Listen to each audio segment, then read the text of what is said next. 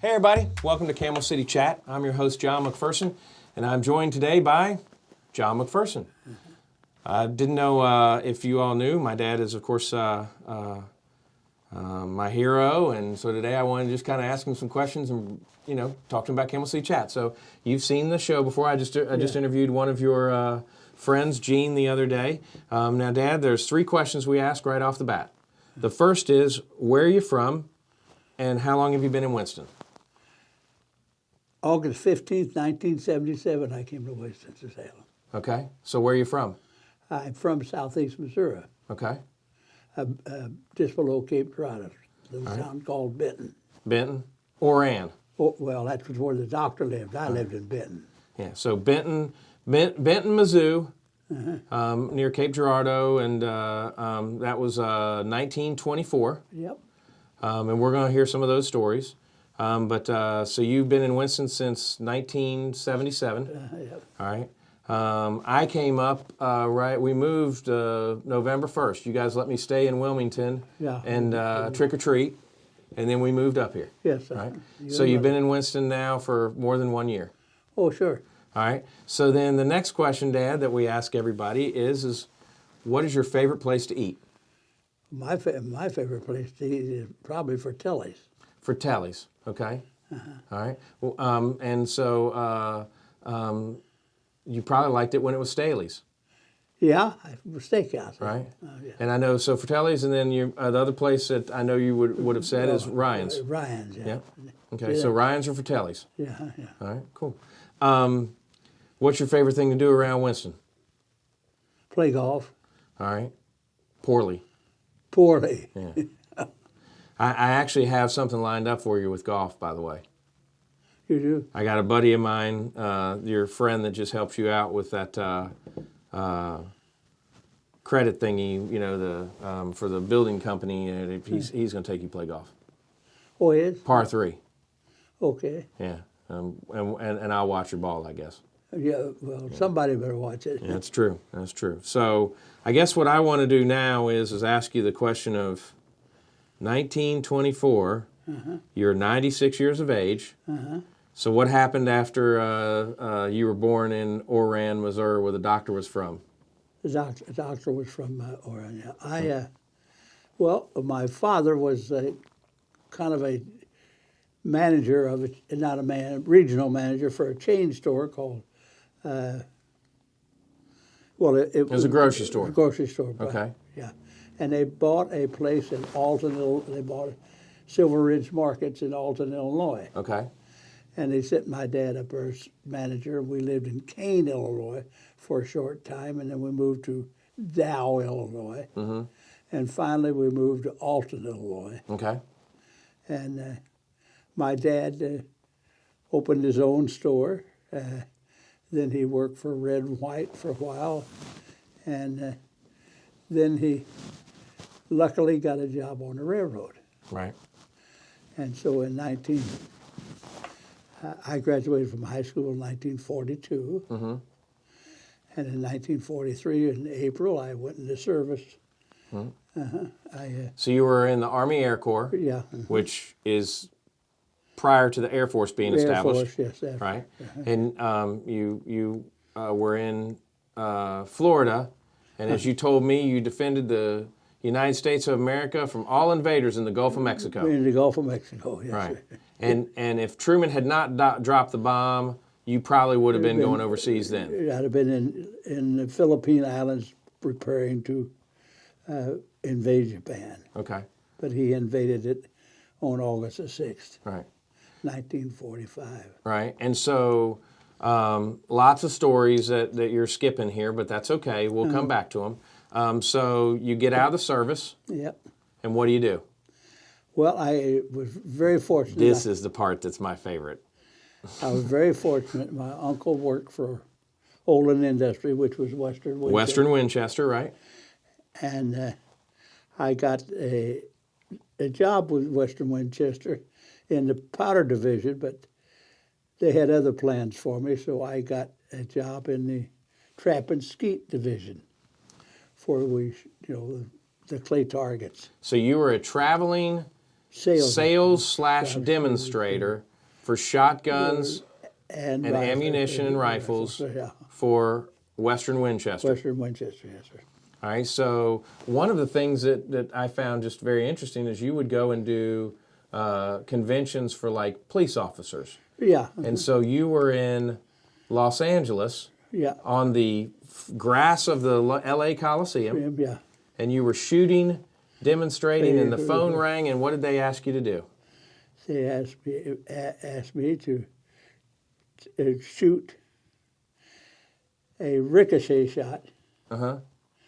in a, I don't know whether it was mine or whose it was they selected, but they wanted me to shoot a ricochet shot for the film Winchester 73. So basically, you're hanging out with Jimmy Stewart and Dan DeRay, Jimmy Stewart, yeah. Shelley Winters. Yeah, just hanging, Yeah. right?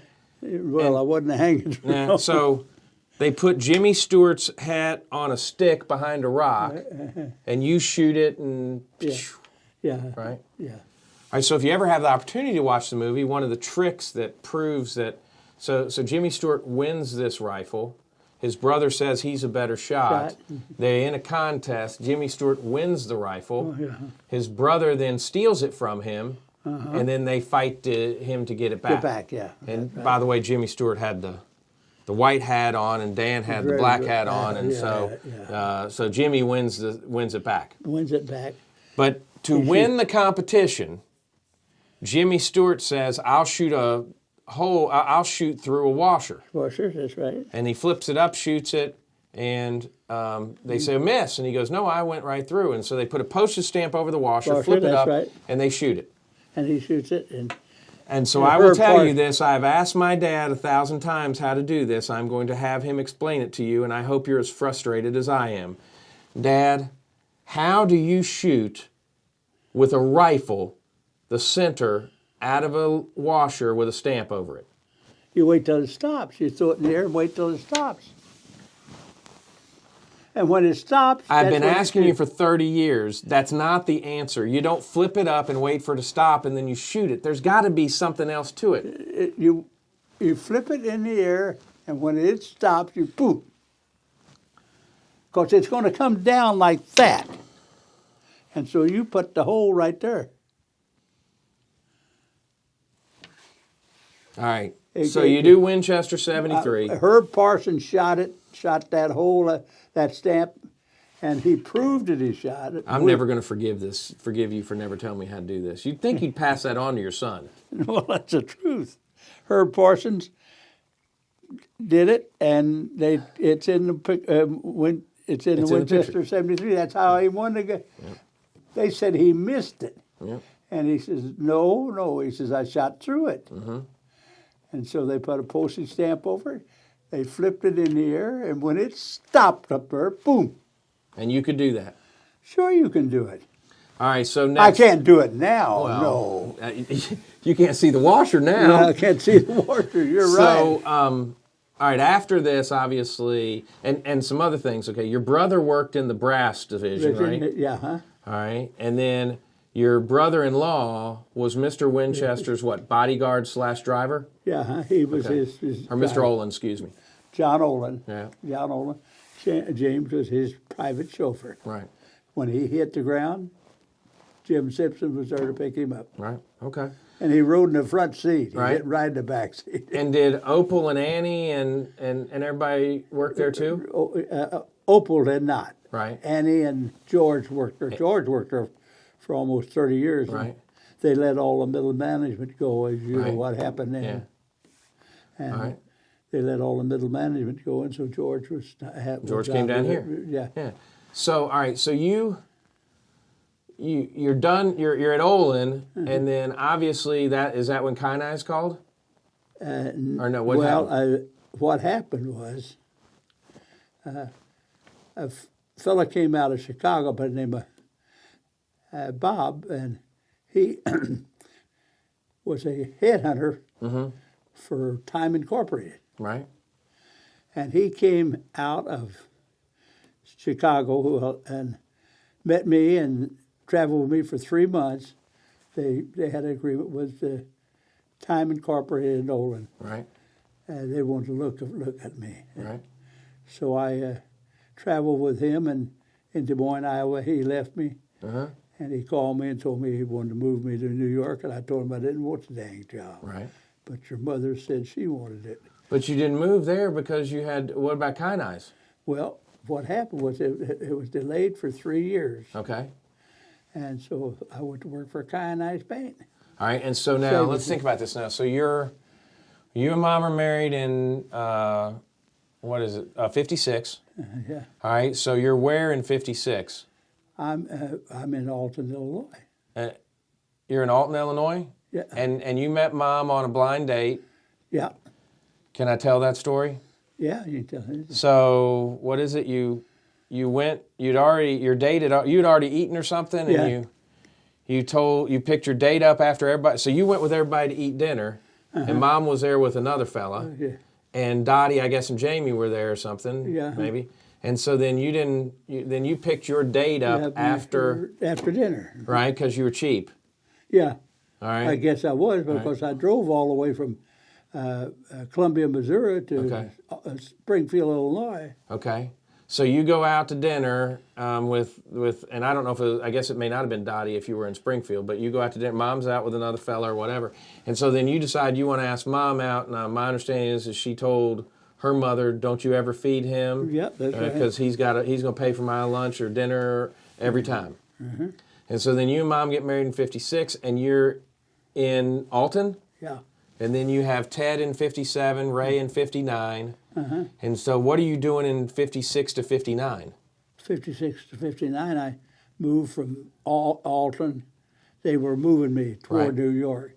I moved from Alton to Chicago, So you lived in Elgin, Illinois, Elton, Illinois. right? I moved from Chicago to Detroit. Then you moved to Detroit, and who were you working for in Detroit? I was working for Olin then. Olin still or Kyanized? no, Kyanized. No, I was working for Or Porter? It's okay. I was working for Time Incorporated then. Okay, so when you went from Elgin to Chicago. to Detroit, you were working then for China. you're working for Time. For Time Incorporated. So you spent 3 years in Detroit, Yeah. and the last year, the happiest day of your life happened, right?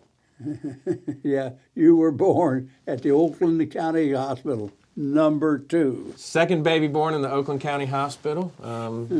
Yep, it's now called something totally different. I don't know what it is. Yeah, so a lot of good people came out of that town. Yeah. You know, Eminem, John McPherson, me, Kmart, Dita Von Teese, who else? Madonna. Kmart.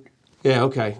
So you moved from Rochester, Michigan in 1968, late 68 maybe, Yeah. to Mahwah, New Jersey. Bergen County. Okay.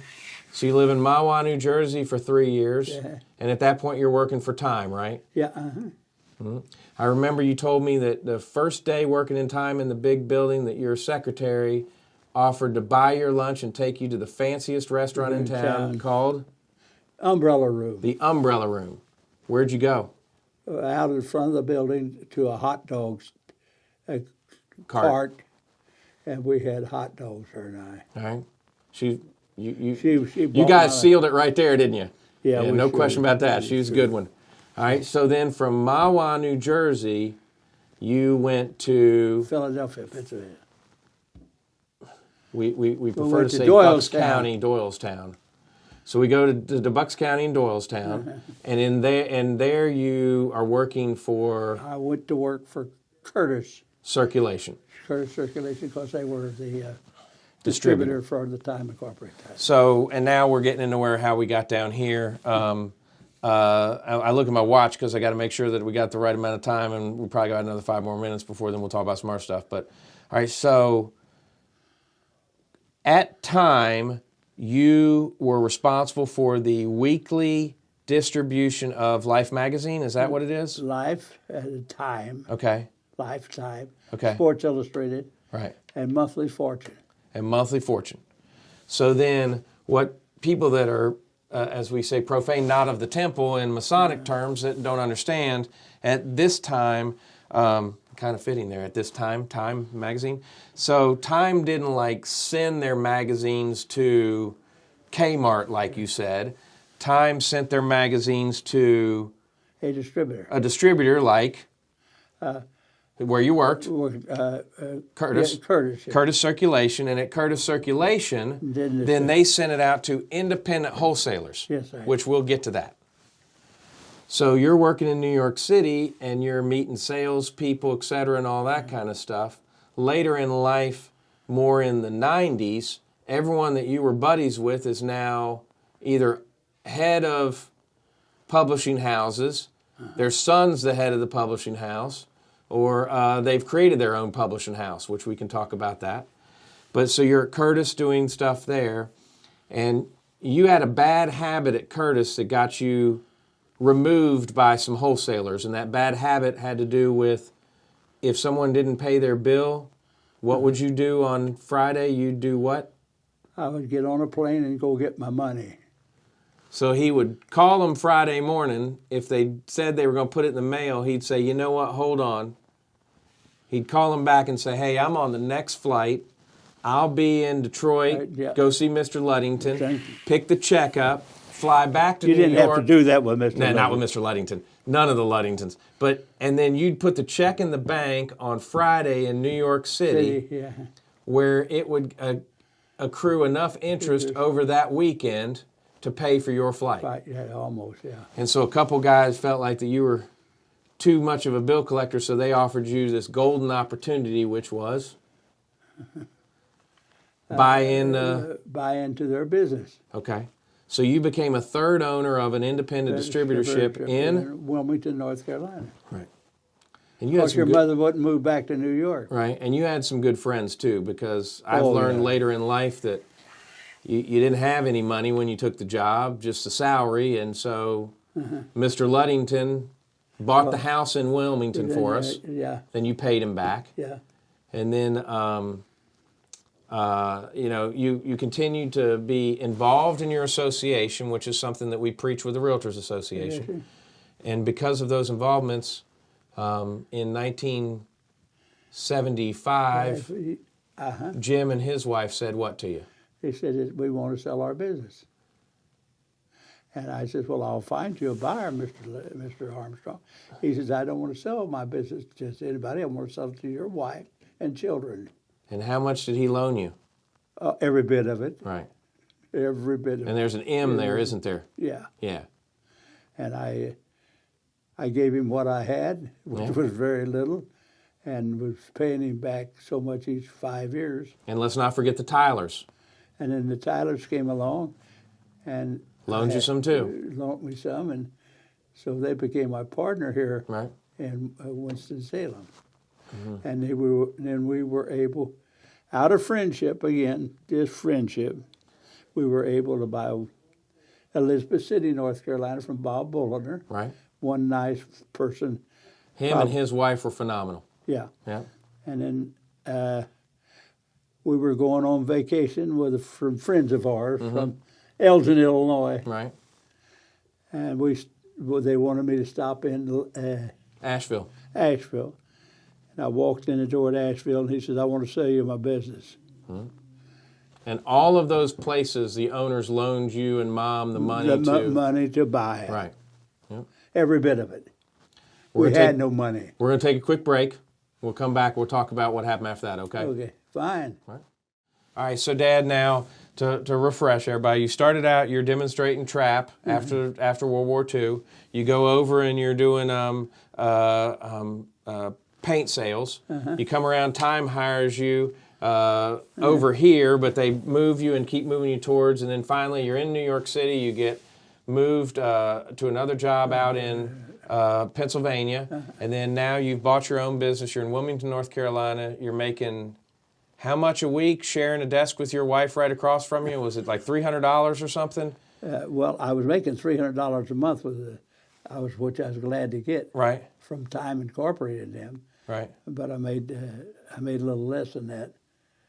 Were you and Mom making $300 total, sharing a desk in No, Wilmington? Mom was making $100 a week, and I was making $20,000 a year. Okay, all right. And this is 1974. 1974. Right. So 1974, you're members of Echo Farms, which, do you know what, Dad? It's not there anymore. It isn't?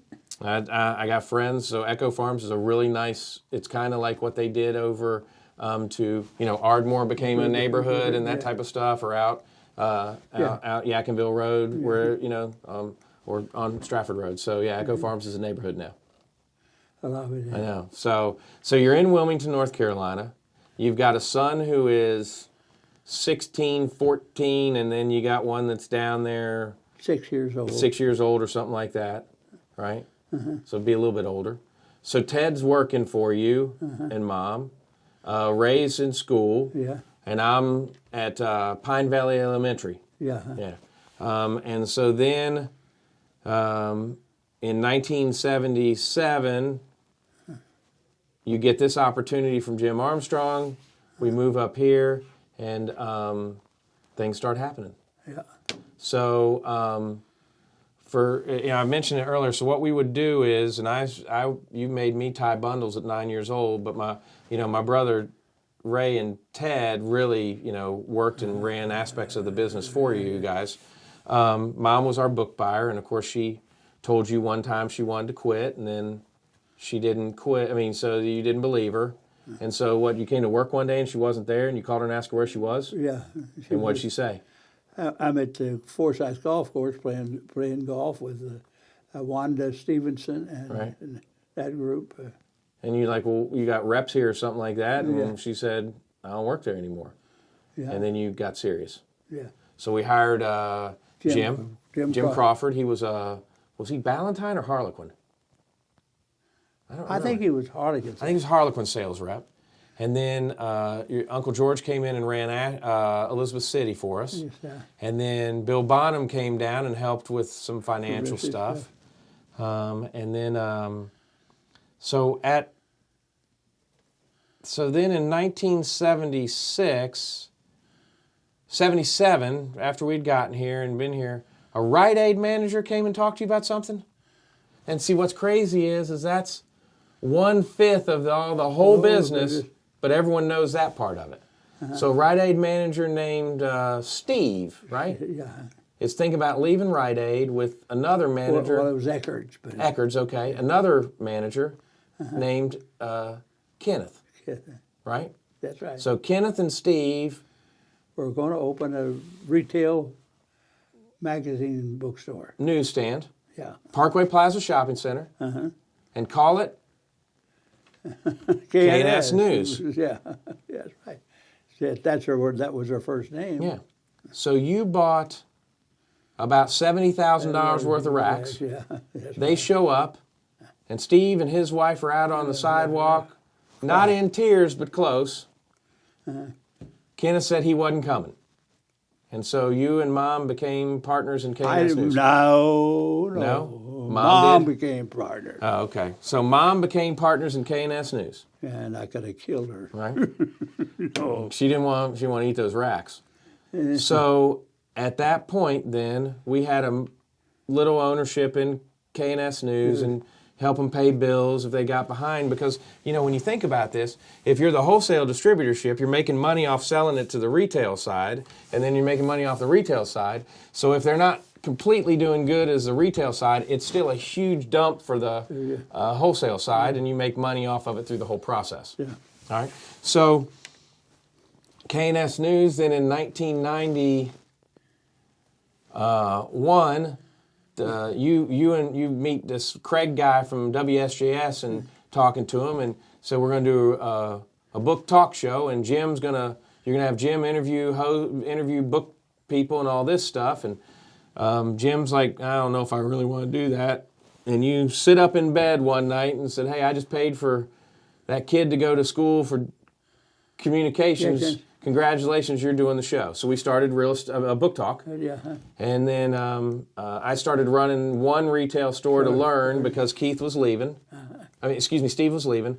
And then at that point, then we rolled everything in. So at our highest point, we had 10 retail newsstands. Yep, that's right. And of course, everyone knows those. Yeah.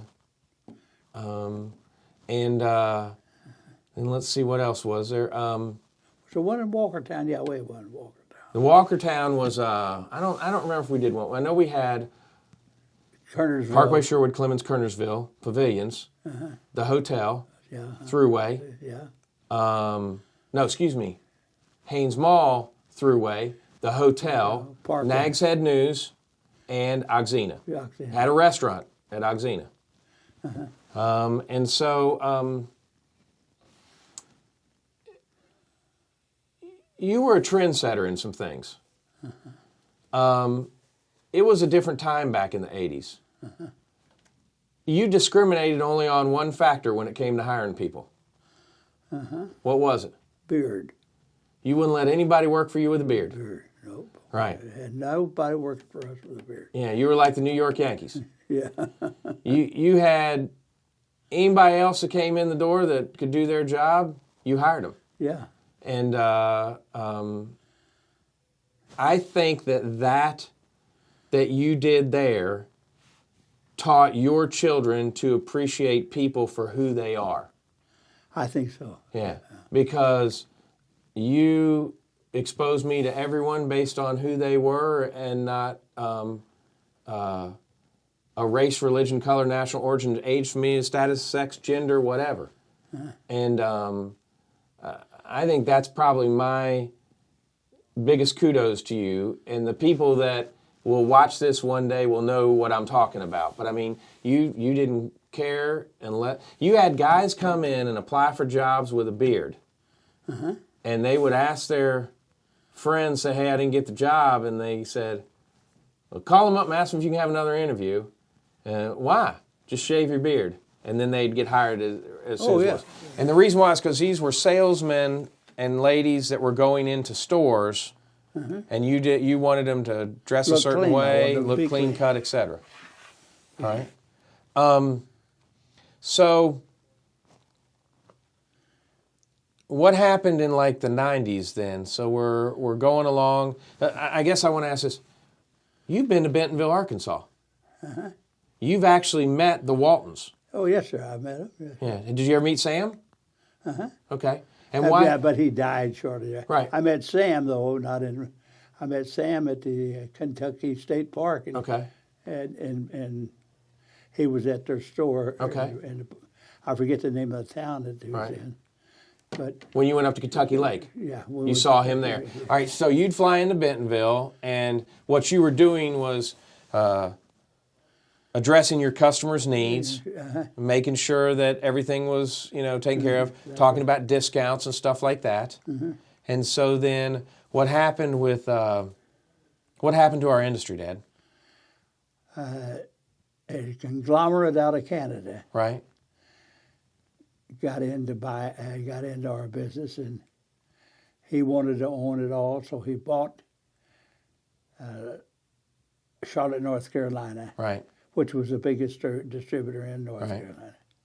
He bought them outright, and then he started buying the others, like the Anderson News Company and things like that, and they came to us, Yeah. And they made the offers, and they finally made the right one. And well, honestly, we had to sell. They got it cheaper than if we'd have been the first to sell. Right, yeah. And so we sold out. You retired. Ted went to work for Asheville. Ray stayed in Winston-Salem. And I wasn't involved in the transaction other than a no-compete or something like that. I ran our retail stores. And so then Ray budgeted himself out of a job. They asked my brother, what do you think we should do here? And he said, well, I think the best way to save face on this is to cut this salary out. I said, well, that's you. And he says, yeah, but that's the only way you can make this place profitable. So then Ray came to work with me at K&S News and took half my salary. So then I left and Ray stayed. And then when Ray passed away, Ted came in with Ray's widow, and they ran the stores until they closed them. That's right. Right. So I guess it's been 15 years ago, Mom decides she won't drive no more. That's right. What happened? She decided she was coming home from her hair appointment in Clemens, and they had blocked off what road is that? It comes up her Country Club? Country Club, crosses Pine, not Pine. What is it? I don't know. They blocked the road. Yeah. In other words, so she had to go a different way, and she got lost. And it was, Mom, she didn't put up with people blocking her, so she said, "I want to quit driving." Right. And we sold her car. Right. And then from there on what happened. Well, so Mom started to go downhill. And then probably the last 4 years of her life, you took care of her. Yeah, Right. I was there we had girls, but after 9 o'clock at night, Right. I was the boss. So it started off with just some help on the weekends, and then finally, and of course that was Catherine's business, Griswold Home Care, which is now the Potter's business. But it went to where Mom had almost 24-hour care at some point at the end. What I try to explain to people is probably, she was probably 5 years or so where she was just, last 4 years she was not even aware of what was going on with dementia. But Your mother didn't fall. Yeah. If she wanted to sit down, she sat down. Right. So that's why I was there. Right. I'd run out and put my knee underneath her. Right. And she'd sit on my knee for a minute and get it and walk away. Right. So you missed. We drove down to Florida, and did it quicker than you wanted me to. We went down to Florida. You were gone 2 or 3 nights there when we went down to say your place down in Florida. And then you and I went to the Masters, and we drove down, spent the night, and then came back the next day. So that of all that 6 or 7 years, you were only really gone 4 days away from her during that. I remember you had something happen to you when we were down in Marco Island for something that Catherine had won, and she didn't know how to pick up the phone, so we knew it was getting serious then. Because I was trying to find out if you were okay, and she didn't know how to call anybody. I remember she'd say, "I pick up the phone, I press the first number, and I'm looking for the next one. The nice lady comes on, tells me I don't know what I'm doing. I can't call anybody." So she just didn't call anybody. And so then, on a Tuesday night, I guess it was a Monday night, we took her to hospice, and she passed on Saturday. Yeah. So Tuesday night, Wednesday night, Thursday night, Friday night. In those 9 years, Mom spent 4 nights away from her home because of you. Yeah. And thank you for doing that. You made her... You made her not have to suffer like other people do. A lot of people put someone in a facility or something like that, and you stayed with her. And that's something that I really love and respect about you. She would have done the same. Oh, I know, but you're still mad at her because you're older than her, and the deal was she's supposed to take care of you. She was supposed to take care of me. Yeah. And she didn't keep her part of the deal. Right. Yeah. So, but thank you for doing that. That's another thing that you've shown me is you do what you have to do. You don't give up on your people. Right. That's simple. Yeah. You don't give up on you. Where do you go? Stapler's over there, Dad. You're talking to me. He's just sitting, chilling on the mic. How are we doing? We got plenty of time, right? All right. So, that's been an adjustment. Yeah.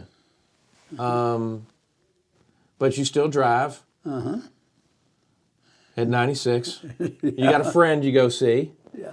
I have lunch with one son and his family. You have dinner with us. One night a week. One night a week, and you have dinner. Ted comes over, sees you a couple nights a week. Reason why you don't do more with me is you work here.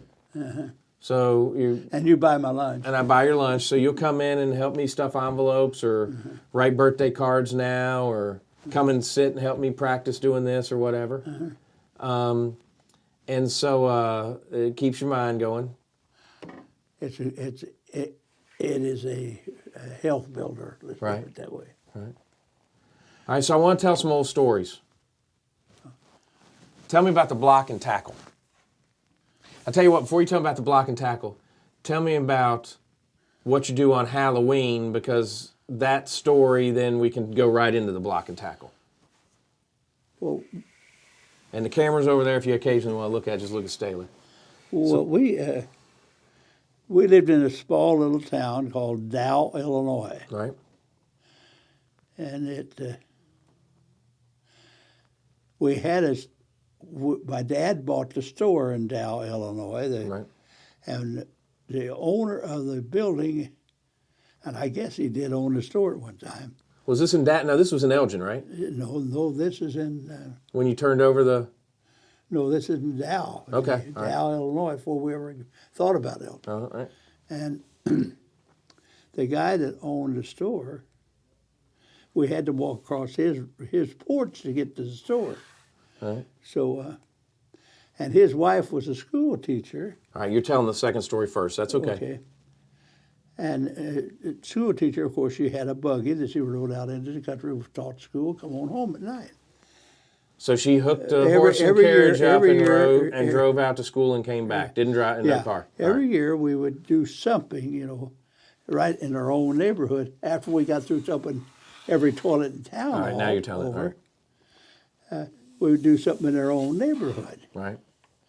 And usually we would dump over our toilet.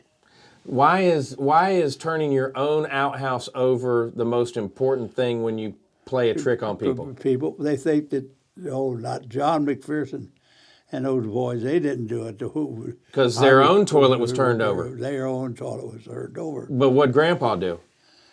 Well, Grandpa had the idea of not getting ours turned over, so he taken staples and nailed a fence to the toilet.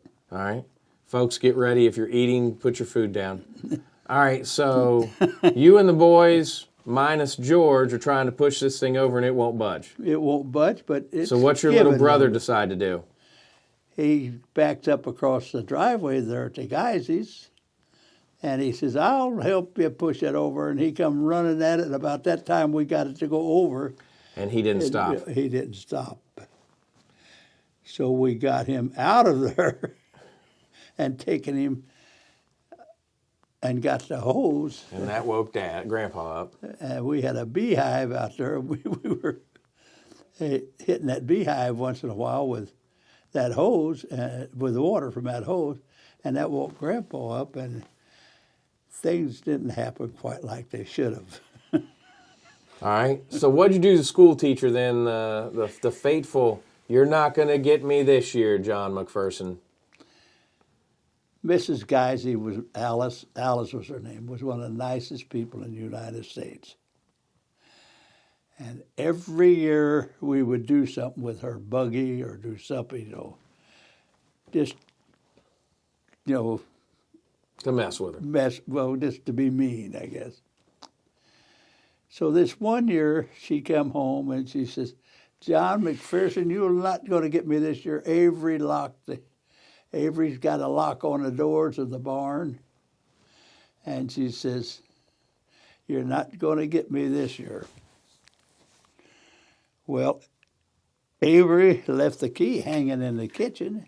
And told you where it was. Well, and his son knew where it was. Okay. And so we got the key and we unlocked the barn and we got the buggy out. And my dad's store was a general store. He sold caskets. Right. And we had a block and tackle in there. And so we got it nailed to the top of the post. So this is a light pole. A light pole. And we hooked it to the front end of that buggy. We pulled that buggy right up to the top of the pole and tied it. And then you had somebody shimmied up and then put it so that the rope didn't come down all the way, so someone would have to climb up there to get it. They had to climb up to get it, sure. And Mrs. Geisey come out the next morning. She says, Avery, John McPherson did it again. And of course, everybody, you heard it. Heard it all over town. Town wasn't that big. Right. So let's talk about inventions. In your lifetime, you've had a Model A Ford, a Model T Ford. Had a Model T. Right. You and 4 guys spent $30 each and bought a Model T, right? Yes, sir. All right. You've gone from, you didn't have telegraph, did you? I guess you did have telegraphs. Yeah, that was all we had. Telegraphs? Yeah, that's When did you get phones? We always had a phone, but I mean, it was a party line. There's a party line, so basically everyone on the street had a phone and you picked it up. And everybody on the street was on the line. And you could hear it. Yeah. All right. So then your phone went to your own line. And then what do I always yell at you about when you're looking for something and you're on your cell phone? Talk too loud. No, the cord. You don't have a cord, but you keep trying to pull the cord and look around and stuff because we've been inundated with that or integrated with that, whatever it is. But you'll be standing. Well, hold on, and you want to put the phone down. I'm like, Dad, you're on a cordless. You can take it with you. So did you ever think? I think you've got an iPhone 11, I think now. Did you ever think you would Dick Tracy that like that? No, I never thought I didn't think that that we'd ever get anything. But with a computer now, we would. You can do anything. You surprised me with a computer. Yeah. And most everybody surprises me with a computer because I don't mind. I play solitary with it. Yeah, you can play solitaire on yours. Yeah. So I think you're about the same age as Betty White. Am I? I think so. I think she may be a year or two older than you, but you do know that you're older than sliced bread. Oh, yeah. Yeah, sliced bread. Well, we slice it ourselves. Right. Sliced bread wasn't invented until, I think, the 30s. Yeah. All right. Not to really be rude there and tell you that. What do you want to be, what do you want to be remembered for, Dad?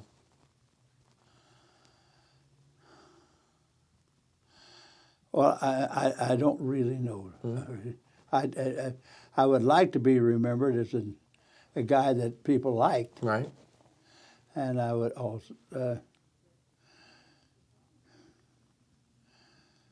I guess like anybody else, I want to say, well, he was an honest man. Right. Yeah. That's about it. Okay. I have no hopes of ever winning any prizes, but right. I would like somebody to say, well, John McPherson is an honest man. Okay. That would please me more than anything, I guess. All right. That's about it. All right. Another question I ask people when I do this is you've seen where Winston-Salem's gone. Where do you want it to see? I mean, any insights on when you moved here in 1977 of what downtown Winston looked like compared to today? Yeah. I go over to Salem Kitchen. Right. And I pull up in front and I park, and it says, "Thank you for shopping locally." Right. I guess I'm worse than being sour about that. Right. Why should we have it shipped in here when it's already here? Right. Now, some people say, well, I pay more for it too. But, who pays for the streets? Right. And who pays for the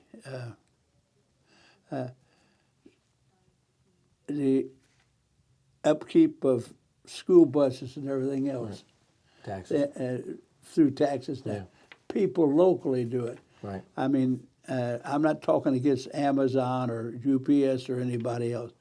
I want them to be. I think the post office made the biggest mistake in the world when UPS had that strike over the union strike. The post office should have bought some real nice trucks and start delivering locally on their own. Right.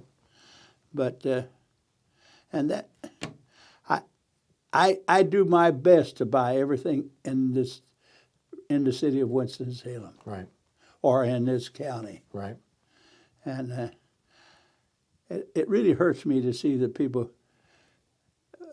buy out of the county, but I understand why. Right. They can get it overnight. It's just like they don't have to go in the store to get it or anything like that. But I would hate to see our school buildings if we can't pay taxes. Mm-hmm. And that bothers me. Mm-hmm. And I think when we buy something out of the area, we're cutting the repairs to our school buildings. One of the programs out there is called Buy Local or Buy Local. That's one of the things that they're doing real big right now, and it's a neat campaign. I want to ask you one more question. We're going to take a quick break before I ask you that question, so get ready, okay? We'll be right back. All right, welcome back. I wanted to take just a few more minutes to ask the big question that I always get asked. Dad, you're 96 years old. What is the secret to longevity? Well, I've done everything wrong, too, there has been. I'm sure you're surprised you're still alive with some of the things you've done. But I guess you wise up when you get a little older. Mm-hmm. But take care of yourself. That's the main thing. Take care of yourself, which in some areas I did, in some areas I didn't. All right. But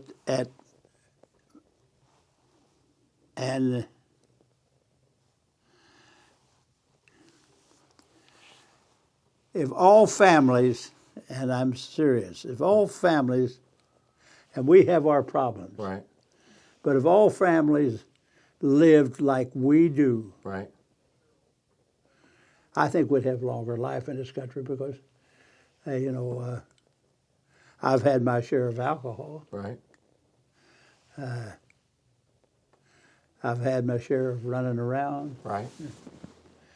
My family has, any time that I was ever in trouble, my family taken care of me. Mm-hmm. And I don't talk about my dad or mother. Right. I talk about my immediate family. Right. And so I think that the health of any family is the family itself. Mm-hmm. And my family has made me awful proud. Mm-hmm. I mean, you got some good grandkids. Oh, good gosh, I've got the best. Right. Ben and Jenna, of course. Ben, he's went to Denver. Right. Jenna went to Las Vegas. She's going to be a pretty smart kid time she gets out of school. I'm not. We are not calling her doctor, are we? Okay. You do? I know it. I don't know, Dad. She's going to have to pay me money to call her doctor now. Okay. And then, of course, Alexander is just out of this world. Mm-hmm. But I have a fourth one. Mm-hmm.